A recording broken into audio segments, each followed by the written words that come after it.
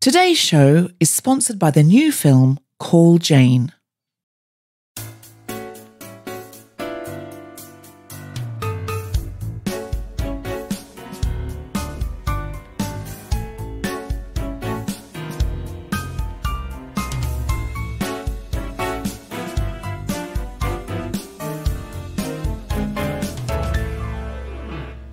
Hello, Guilty Feminist, and welcome to this Culture Club episode looking at the new film on Prime Video, Call Jane, directed by Phyllis Nage. It's based on the true story of the Jane Collective, who helped to provide safe abortion services in Chicago in the 1960s and the 1970s, a time when abortions were illegal in most parts of the United States. Later you'll hear me and Jessica Regan from the Best Pick podcast talking about the film, but first I caught up with one of the stars, Wunmi Mosaku. We're delighted to be joined on this Guilty Feminist Culture Ep by one of the stars of Call Jane. You will know her from Luther, Loki and His House, for which she won a Biffa. She's also got a BAFTA. And I know her because I actually taught her improvisation at the RADA. Please welcome Wunmi Mosaku. Hey! Yay! So, Wunmi, I found this film very informative. I had no idea that women in the 60s and 70s in America were running their own underground abortion rings and actually learning how to perform abortions. And what I had no idea of is that they did this right up until Roe versus Wade. I found the whole thing very moving, partly because they fought so hard for something that has so recently been overturned. So I found it very poignant. I cried quite a lot at the idea of all these women, who many of whom will still be alive, going, everything we fought for has been whipped away, and do we have time to fight for it again? You know, will we see Roe versus Wade being reinstated under a new name? What drew you to the script in the first place, Wunmi? I mean, it was that. I didn't know this happened. I didn't know about these women. I was reading the script and I thought, this is a bit far-fetched. A housewife turns into starts performing abortions, medical abortions with her own hands. It's a bit far-fetched. What? I get to the end and it's like, you know, when they tell you the facts and figures. And I was like, this is unbelievable. I just didn't know. And I have grown up in the UK where abortion has always been legal and available and free. And, since you were born anyway. Since I've been alive and since I've been living here. And so, well, I think so, at least since I've turned of age anyway. And I just was introduced to a world where that wasn't the case. And I just had never thought about it. Like, I just hadn't thought about it. There were, you know, you can hear conversations about Ireland and the Republic of Ireland and the North, and I was like, I hadn't really thought about it because I've always felt like it was still kind of accessible. And then all of a sudden, reading the script, thinking, what do you do in a world where it's not available? Well, you take it into your own hands. Of course you do. And the fact that they were performing safe illegal abortions. They never lost a woman. They never did. How many did they do? Over 11,000, like 11, 12,000, and they never lost a woman. And when doing my research, learning about the underground nature of it all with men doing these illegal abortions and how, like, you know, people were left for dead. You know, these women really cared for you. They fed you. They gave you a safe space to, like, rest and recuperate. I was just so impressed and moved by it, and like felt so lucky that I could read this from a place of like, oh, this is a historical piece and look how far we've come. And and that's how I felt when I read the script and took the job. It's very different now, especially I live in America, and I wasn't ready for this this press tour of this film in a post-Roe, post-Dobbs world. I wasn't ready for that. Like, I took the job quite naively, actually. So when you shot the film, Roe versus Wade had not yet been overturned. No. But obviously, politically, the producers knew that it was realistically very possibly going to be. It's really heartbreaking watching the reality of it. Like, I remember watching Dirty Dancing when I was young, going, oh, so you couldn't go and get a termination. It was, as I think he describes it in that film, he had a folding table and a dirty knife, and lots of men did, do horrifying abortions and charge all sorts of money. And I think what's interesting in this is the awakening that Elizabeth Banks' character has, and she is this very, I'm doing finger bunny quotes here, respectable housewife, not someone who the radical group of feminists would have expected to either get an abortion or join their team. But she was pregnant in a life-threatening way. She gets involved, and there are all sorts of people then there helping who are underaged, who are victims of sexual assault, who are in desperate straits of poverty, can't afford to have another child. Like, there's all sorts of reasons why women want abortions. And of course, they are very clear in the film as well that nobody has to have this reason. But at that point, because they're trying to help women with, financially, they're trying to prioritize cases. And your character is so pivotal to me. Can you talk a little bit about your character and her point of view? I play Gwen, and she's the only Black Jane in the room of Janes when we meet them. And why are they called Janes? Oh, the Jane Collective. I guess it was just a code name for every woman. So that no one had to share their identity. So the poster says "Call Jane," and then you'd ring up and everyone's called Jane, so to protect their identities.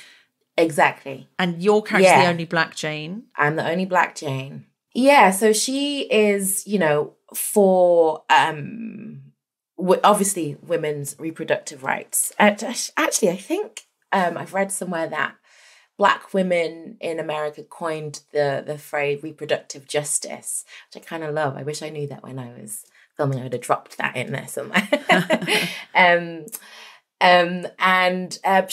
She really challenges the Janes as she's like a mirror to them, because we all have this idea for reproductive justice, but there's a financial cost to the procedure.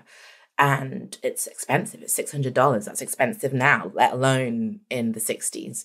And she is a very vocal reminder that only a certain woman is being helped. There are no other Black women in the room. There are no other brown women in the room. That's it. There are no poor women in the room. And so she challenges the Janes, and she gets to a point where she's like, I don't know why I'm here if I'm not helping my own too. And her and Virginia have this kind of really tense relationship of Virginia's like, I marched with you on Washington. And she's like, oh my gosh. Virginia's played by Sigourney Weaver. Sigourney Weaver. And it's that kind of tumult and tension between the feminist movement and the intersectional, Black women and women. Like, are we fighting for all women, or are we just fighting for those who can afford it? And in America, that is white women. And so she definitely, that argument and that role she plays is pivotal for the Janes to, decide to give 2 surgeries for free a week when they learn how to do the procedure themselves to Black and brown women. That's the promise anyway. Yeah, and she's based on, Phyllis is very careful to say she's not based on anyone, but there was a woman who sought out help from the Janes. She couldn't afford it, and she called them out on it. And she joined the collective, and they were able to then help Black and brown and poor women in Chicago. So she's kind of apparently not based on a real woman, but that is the real story. Right. So they when they start doing themselves, they can do as many as they want for free or as many as they can afford to for free. And so it's at that point, we imagine that they start helping many more Black and Latino women. Although, I have to say, I noticed that I didn't see as many Black patients as I was hoping to see. Did that end up on the cutting room floor because they were trying to I thought they were trying to do continuity with the teenage girl who comes back and gets called back. Did you notice that? Oh, I definitely noticed it, and I would flag it up whenever I was on set. But I think that was honestly a creative hiccup, mistake, oversight. I don't know. I don't know, but it wasn't the screen wasn't as diverse as I had hoped it was going to be, as I know that it would have been with the real James. IRL, yeah. I think I did fill it in my mind, because a lot of times they were talking about women who, because of your big speech and the impact of it and the passion of it and the acting, in my mind, anyone I heard about, and I don't want to spoil the ending of it because it made me weep, so I'm not going to say, but they're talking about women, and I just, because of your passionate speech, imagined so many of those women as being Black and Latina. Good. And so it's the story, I think, is very well told. Even if we don't always see the representation on the screen. But I think because of your character's passion and because of, I think nearly all the patients that come for abortions are heard about, because it was an underground ring. We don't get to see too many of them because the whole point is it's secretive and it's underground, and we see the operation happening. But, women, and presumably there were non-binary people and transmasculine people that it wouldn't have been identified under that framework as well, were in and out. And so I definitely felt that part in the story, especially in the closing scene, which I was like, I wasn't just like welling up, I was properly crying at the end. So I think it is a beautifully told story. I will say, I think it's a beautifully told story. But I think your character is so important, and without it, it wouldn't have had the intersectional heft that it needed to be a relevant film in 2022 and a historically accurate film, given the civil rights movement that was happening alongside of this. Right. Yeah. Yeah. And I think,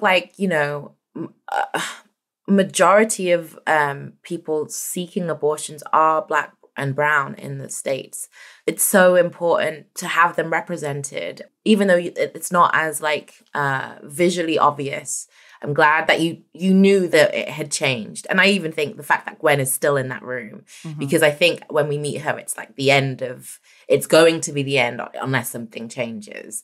And so the fact that Gwen is still with them is proof that they had changed. That she was listened to. And that she was listened to. That's what I felt. I think I filtered in my head every time I heard about a patient. I just thought that because she'd said priority, it's got to be priority. Yeah. And she's still there fighting. So she would have walked and started up her own thing had she not been listened to. Yeah, 100%. Yeah. I loved that there was a nun in the group from day one. I thought that was fantastic. Is that historically accurate? I don't know. I imagine so, to be honest. I imagine so. But then, I don't know. It could have been completely artistic license.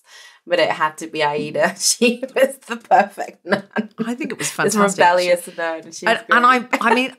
I'd be surprised if they included that if it wasn't historically accurate. I must look into it.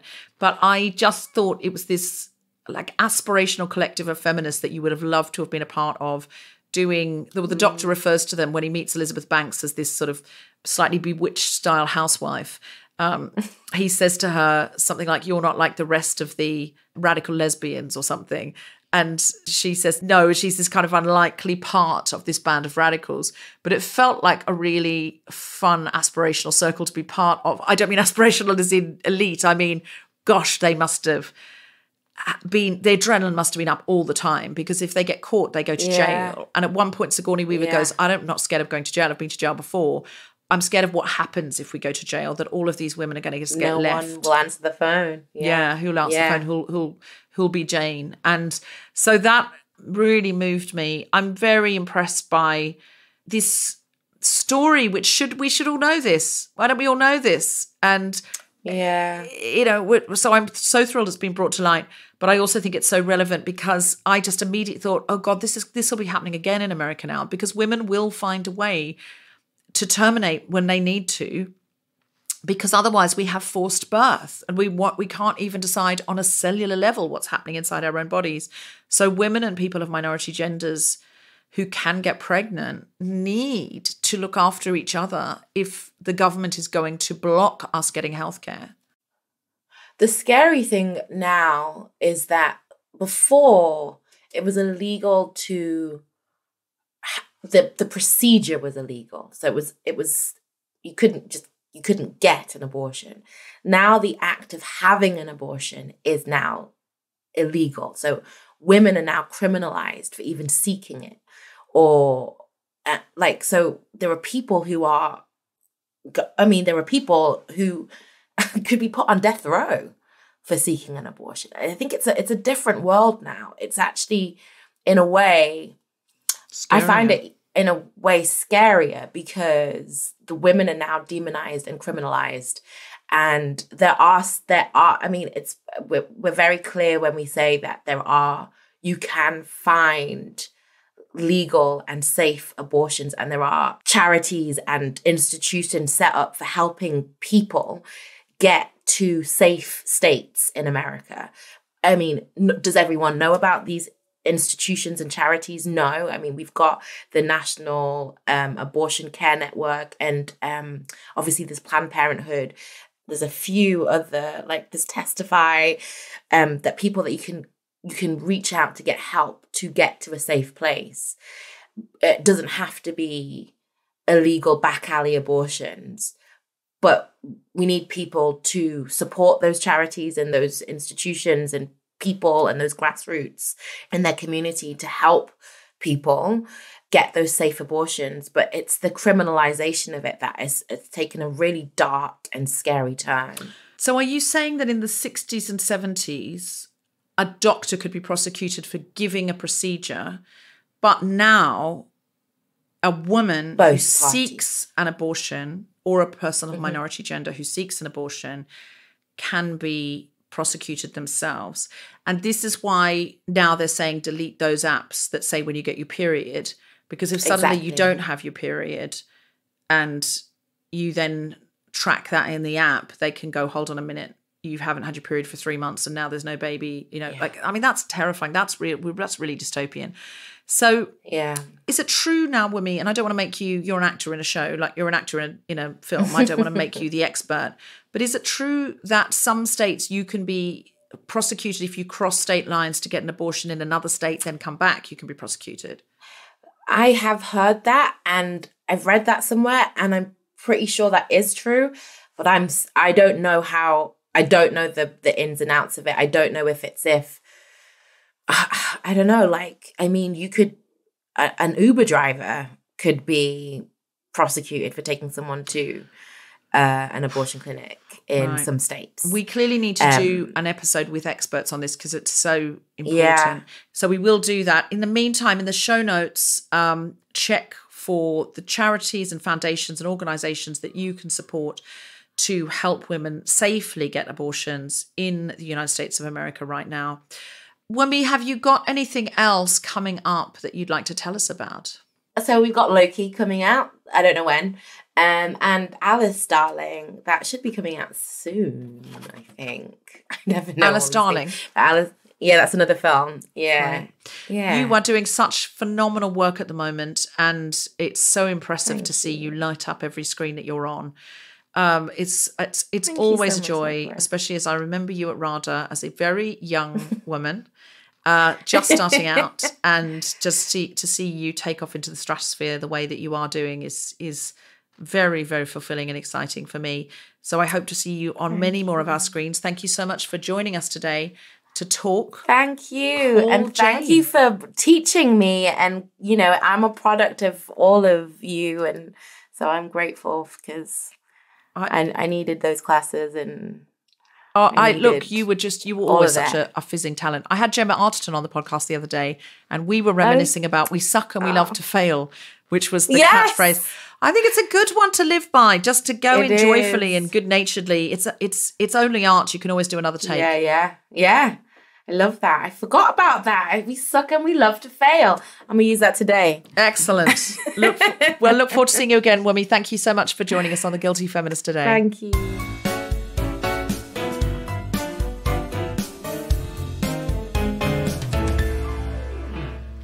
I'm joined now by Guilty Feminist regular host of the Best Pick podcast and award-winning actor, Jessica Regan. Hey, Deborah. Hey, how you doing? I'm good. I mean, I'm thoughtful and I'm somber after that film, but I'm also, I feel very activated and inspired, to keep fighting the good fight. Because if they could do it without internet, Wi-Fi, what are we doing? It knocked me a bit sideways. I have to say I was properly crying at the end of it just because of the poignancy of the timing. All of this being overturned. And I'm sure, you'd have covered this a lot with Wunmi, but funnily enough, I remember seeing the trailer for this and thinking, Sigourney Weaver, Elizabeth Banks, sign me up. Hang on. Wunmi Mosaku, Mia Mucker, there she is. Brilliant. This is going to be fantastic. And I remember the joy with which I was anticipating this film. And in the interim, obviously Roe versus Wade has been overturned. But I think this film would have been a very important film to watch, but now even more so. And I was just thinking, the thing that struck me the most about it was this complete demystification of the process of abortion. How it just became such a procedure. I've never seen a film that kind of shows one after the other performed in a way that normalizes a procedure. And I thought that was a kind of a subtle achievement of the film. I also thought that was very fascinating. And I do want to say to the listeners, you won't be downcast. It's entertaining, it's engaging. You're watching all these women, get together and run this underground movement and help each other. So there's a lot to enjoy and to be excited by, but it's just that the end, because of what's happening now, it's their happiness is our sadness. I think that's what it is. So it is also an adventurous, exciting film. It's a triumphant film, and it's got rich period detail. It's extremely elegant, spare performances. There's so much to be enjoyed, but hopefully, it will light a fire under you rather than push you away from the subject matter. I think it's a very inviting film. It's like, come and look at this in the face and let's look at it together. And the kind of the warmth, like sitting around a table eating spaghetti, talking about hormones, is something we could all relate to. I'm pretty sure I've done that in your house on more than one occasion. For sure. What do you think of the performances in it? Well, you've got it's just class act. Like I said, I was so excited by the trailer. Wonderful to see Sigourney Weaver again, just being as powerful and as beautiful as she always is. I think Elizabeth Banks does that very clever thing of making us fall in love with her very early on. Like, I really loved that family, like her relationship with her daughter.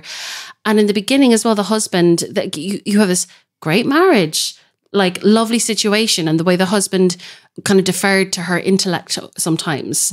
I just loved that dynamic early on. And then of course Wunmi bringing just that power, that truth, as she always does in everything she does.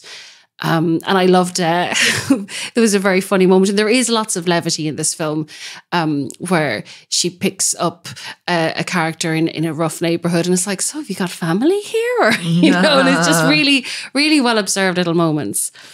And I remember you campaigning for Repeal the Eighth, and the Guilty Feminist got involved in that campaign as well. It's not long since Ireland has had legal, safe abortions, and there are still issues as that unfolds. The rollout is slow. The rollout is slow.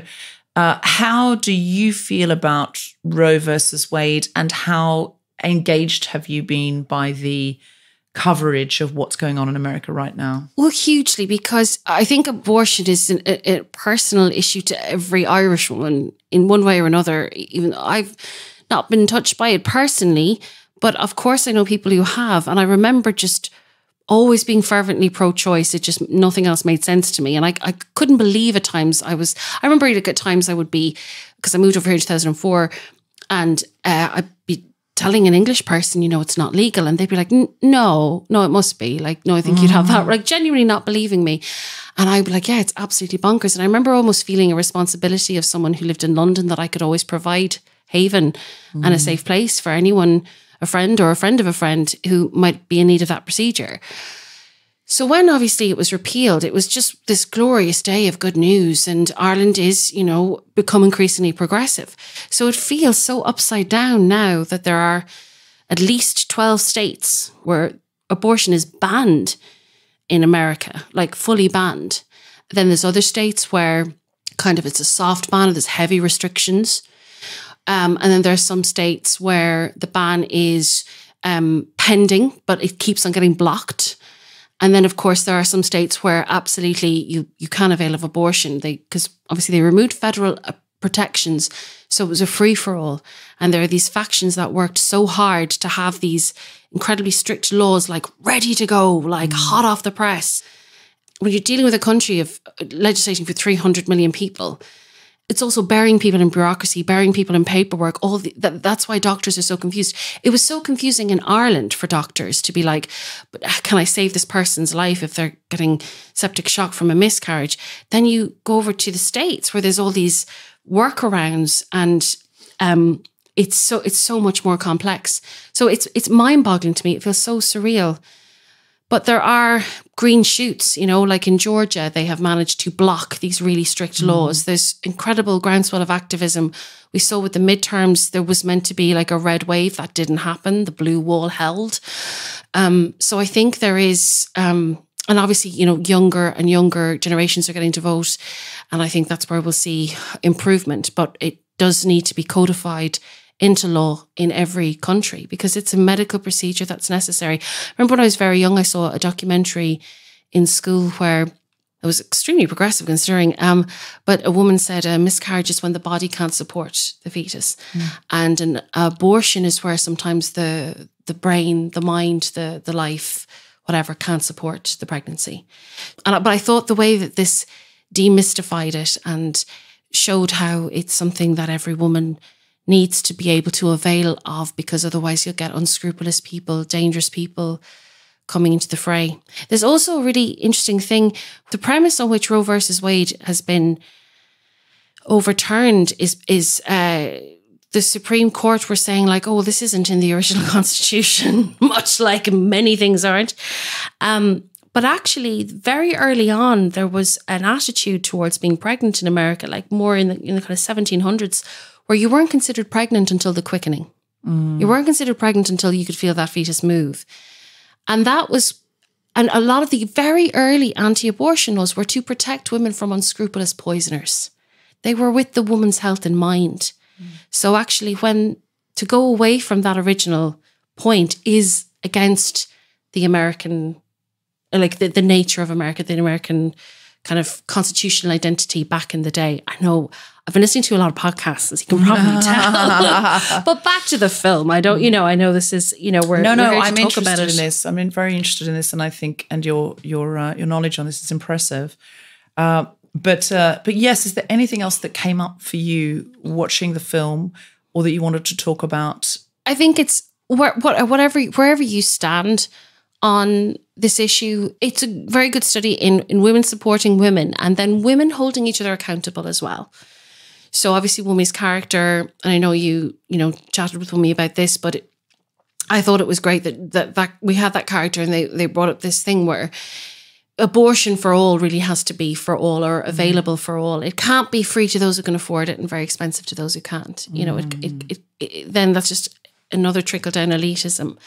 The gatekeepers have to go, and even with the best will in the world, we have to ask, am I being in any way a gatekeeper for things that I can access? I mean, that actually is why we started Big Speeches in a way. And I'm not just like trying to crowbar in a plug for Big Speeches, but we were like, how can we democratize and make widely available something that's actually available to very few people who are already in really successful positions. Because the people who need it the most are often the ones who can't avail of it. And it's the same with abortion. You know, you could get taken care of if you had the money and the means. You could go away to the country. Everything's always available to rich people, isn't it? Like if you're wealthy enough, you'll always find a way. It's always available. You can always buy it, and safely, even if it's underground. And increasingly, various states in America have been effectively, before Roe versus Wade was overturned, taken away abortion through making it inaccessible, taking away the clinics, shutting it down. And if people can't afford to travel, it was the same with Ireland and Northern Ireland. Yes, if you could afford to get over to England. Yes, if you could afford it to stay somewhere, etc., etc. But if you couldn't, what could you do? And so I think that's a really excellent point, and that was something that really came home during the film. That at first, when it was very expensive, they could only take care of women who could pay, and there became a tipping point with that, where they said, "Well, this is just deeply unfair." And of course, the people least able to then take care of a child that is not wanted are those without the money to have an abortion. And often, you know, we can be really good people going about our lives in our little corners of the universe, much like Elizabeth Banks's character. She's got this really idyllic life, and her, you know, she's such a winning actress. Like it's very hard to not be on side and take to Elizabeth Banks. That's one of the reasons I really loved this casting. She's so winsome. She's so charming. And I think that for then her to turn around and realize she's living in a bubble, that anything can be taken away from her, I think it was very smart. It was an important lens to view that through. But then also we mustn't forget the other stories. And I would like to see, I think Call Jane's a really important story. And I hope that it encourages more tellings of stories like this, because it's scratching the surface of this. But now I know what Call Jane means, you know, and that's really important. And it is like the Underground Railroad of reproductive rights. And we're going back to that, you know? So yeah. I mean, even in comedy, you know, you've Amy Schumer's, inside Amy Schumer being like, come to Colorado. If you guys need to come to Colorado, you don't need a reason. Maybe don't tell everyone you're coming to Colorado, but come to Colorado, you know? So I know. It's shocking. You'd never thought we'd have been here in 2022, but here we are. Can I say as well, I would love as many men as possible to watch this. There's some really extraordinary male characters in this as well. And, you know, there was a study came out recently that most men, they think we pee where babies come from. And there's all these, you know, familiarize yourself with these issues because they're affecting someone you care about. And even if they aren't, be a curious person in the world. So I hope that couples watch this. I hope people sit down and watch this. Yes. And if you are a cisgendered man who hasn't had a lot of experience with this kind of thing, give it a watch. Make your sons watch it. Yeah, absolutely. And women and other people of minority genders who can get pregnant, I think you will really feel a big simpatico with it. And so give it a watch. Tell your friends and family to watch it. Have a watch party. You'll really enjoy it. It's on make spaghetti Amazon. And have a watch party. Yes, it's on Amazon Prime. God is good. God is great. May he bless. May he bless this house. Mom. Is the baby okay?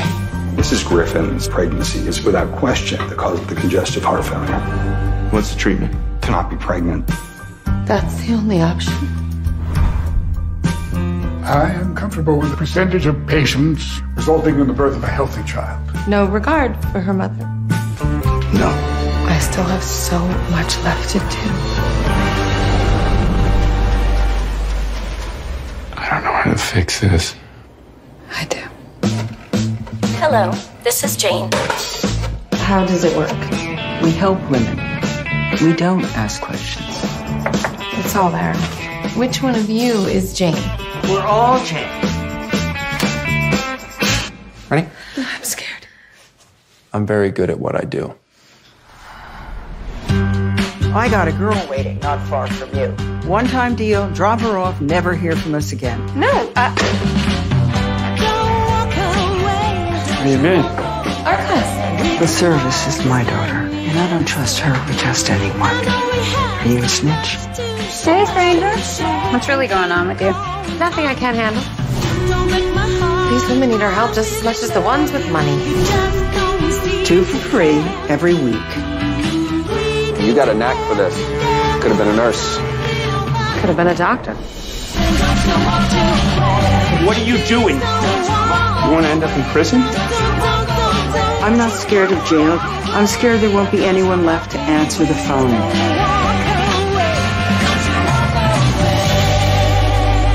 It's an answering machine, so we don't miss a single message.